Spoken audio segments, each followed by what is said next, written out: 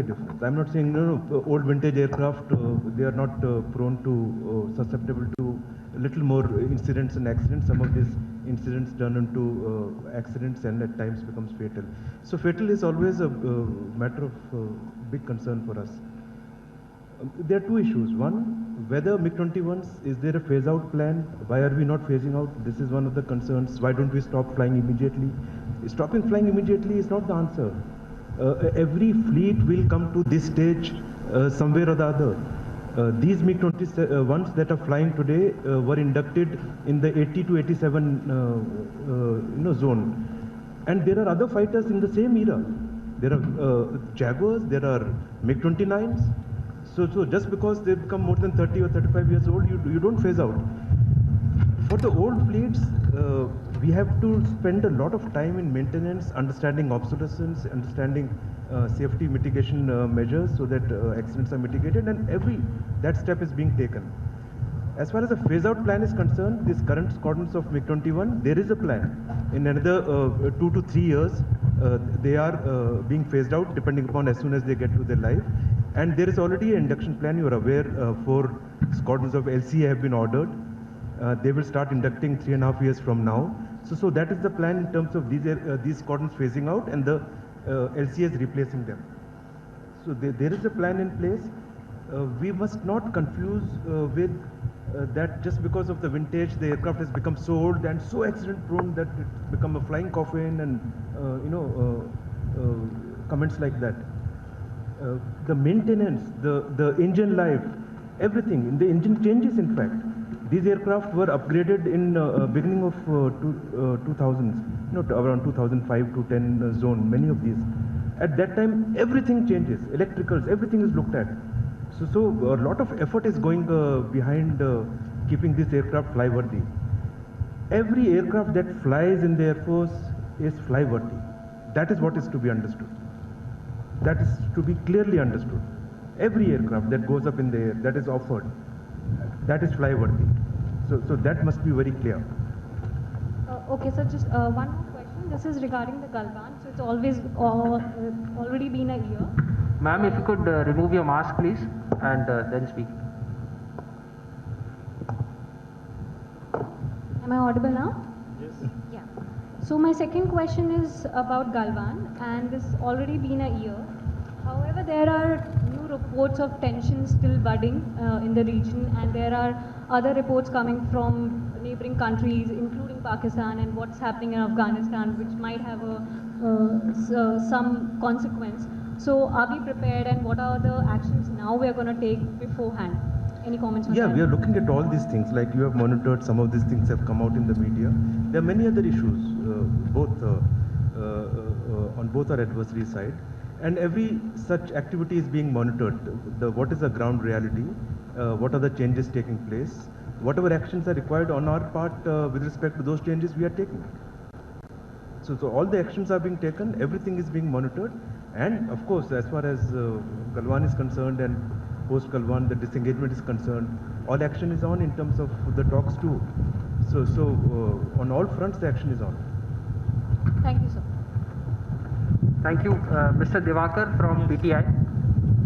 Sir, earlier this year we have received I can't hear you, sorry. earlier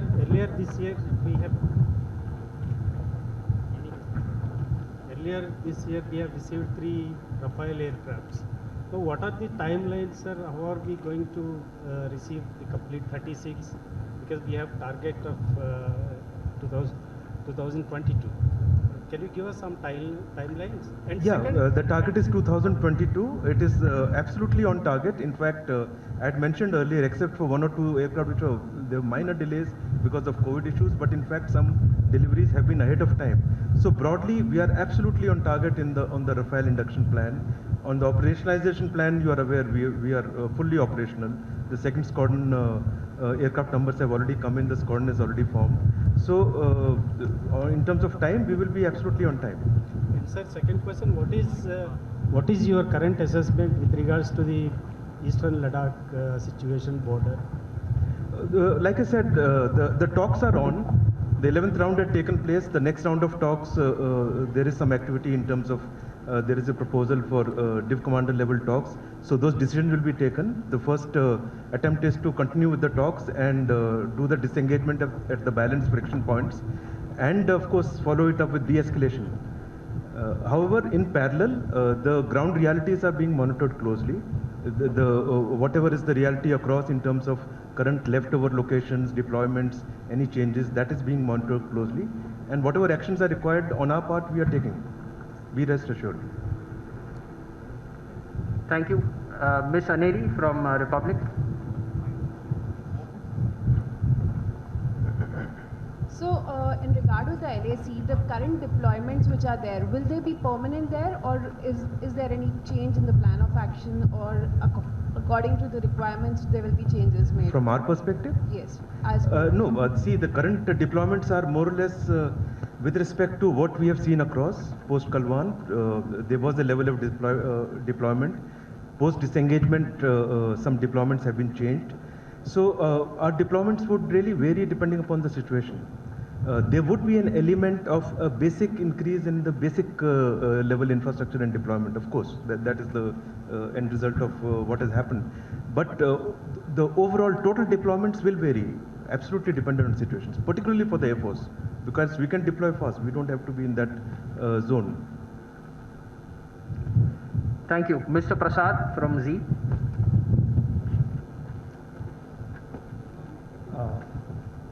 integrated command के तहत अपना air force defence command का गठन भी होना था 2021 में, तो उसके बारे में बताइए सर। और आपने अपने स्पीच में कहा था कि एनहांसमेंट कैपेबिलिटीज जो है हमेशा निरंतर एक प्रोसेस है, तो राफेल के बाद क्या जो है नया हम देखने को मिलेगा सर?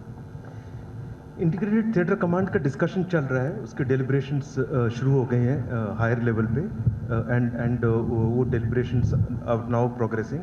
सो जैसे जैसे पिक्चर क्लियर होगी, जैसे जैसे डिसीजंस लिए जाएंगे, all the decision with respect to integration, jointness, theatre commands would be taken. So it is the process that is gathered steam and it is moving. In terms of capability enhancements, Rafale के बाद, Rafale के contract के बाद parallel में हमने LCA का किया है, Mark 1A। सो 3.5 साल में वो इंडक्शन शुरू होगा, एंड उसके बाद हमने जो 2-3 मेजर स्टेप्स लिए हैं, उसमें सबसे बड़ा है AMCA का। सो 5th जनरेशन एयरक्राफ्ट जो इंडिजिनसली प्रोड्यूस होगा, वो डिसीजन इन प्रिंसिपल ले लिया गया है। सो वो हमारी इंडस्ट्री के साथ होगा, DRDO करेगा। Along with that there are many बड़े बड़े प्रोजेक्ट्स हैं जो DRDO अपनी इंडस्ट्री के साथ हैं, जैसे एयरबस 320 बेस्ड हमारा AEW एयरक्राफ्ट जो एम्ब्रेयर का फॉलोअप होगा, एक वो बड़ा प्रोजेक्ट है। इन terms of radars, sensors, weapons, stand of weapons, बहुत प्रोजेक्ट्स हैं। इसीलिए इसी के तहत LCA के फॉलोअप भी आएंगे, डिपेंडिंग अपॉन LCA Mark 1 के बाद हम क्या डिसीजन लेते हैं, क्या फॉलोअप, बीच में कुछ और प्रोजेक्ट्स आएंगे। सो इंडिजिनस में हमारा बहुत बड़ा फोकस है, primarily because finally military strength अपनी बढ़ानी है, तो वो इंडिजिनस बेसिस पे होनी चाहिए, एंड उसी कारण हमने बहुत फोकस दिया है इस पे। Thank you. Mr. Yuvraj from Telangana Today. Okay. Okay, Mr. Sanjay from News 18.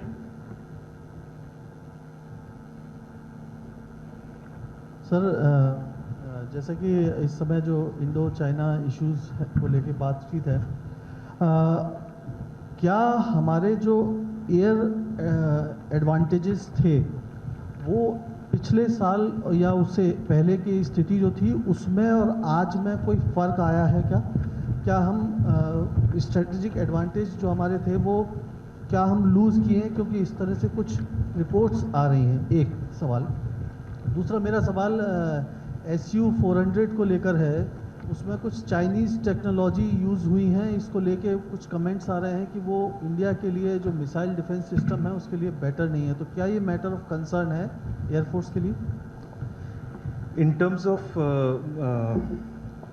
Air force का स्ट्रेटजिक एडवांटेज क्या लूज़ हुआ है, 1 साल पहले जो देखा था, जब सडनली ये हुआ था, हमने डिप्लॉयमेंट्स की थी, आपको पता है उसका क्या रिजल्ट हुआ, एंड हमारी बहुत स्ट्रॉन्ग डिप्लॉयमेंट थी। उसके बाद ये जो 1 साल का पीरियड रहा है उसमें एडवांटेज या जो हमारी स्ट्रेंथ है उसको लूज़ करने का तो सवाल ही पैदा नहीं है। तो इस 1 साल में हमने भी अपने काम स्टेप्स लिए हैं, काम किया है, जो अक्रॉस देखा है कि उन्होंने क्या कर रहे हैं। जैसे आपका शायद इंडिकेशन उनका इंफ्रास्ट्रक्चर डेवलपमेंट की तरफ है कि वहाँ अक्रॉस काफ़ी काम हो रहा है, मिसाइल्स डिफेंस सिस्टम भी काफ़ी हैं। बट हमने वो सब मॉनिटर किया और अपने एयरफोर्स में अपनी कैपेबिलिटी एनहांसमेंट में इस सब को ध्यान में रखा है। सो हमारी कैपेबिलिटी जो 1 साल पहले थी आज उससे कहीं ज़्यादा है। सो वो एडवांटेज लूज़ करने का सवाल ही नहीं है। हम अपना काम कर रहे हैं ताकि इसको एज को बना के रखा जाए एंड ऐसी कैपेबिलिटी इंडक्ट की जाए जिससे हम अपने ऑपरेशंस अच्छी तरह से कर सकें। आपने जो S-400 का पूछा, ऐसा कोई कंसर्न नहीं है। सो ये सब अनसब्सटेंशिएटेड रिपोर्ट्स हैं। हमें पता है उसमें क्या सिस्टम है, क्या उसमें टेक्नोलॉजी है, क्या पार्ट्स हैं एंड वो नेसेसरी स्टेप्स एंड प्रिकॉशंस लिए जाते हैं। Okay, thank you. If anybody has any other questions, yeah. Hello sir, my name is Preeti. I'm from the Times of India. I have a question of what kind of transformation in terms of technology can we expect in the Indian Air Force over the next few years? Like, is the Indian Air Force looking at because last time when Rajnath Singh had come down, he had spoken about how artificial intelligence and a lot of emerging technology will be used. Can you elaborate that a little bit, maybe? Yeah, okay.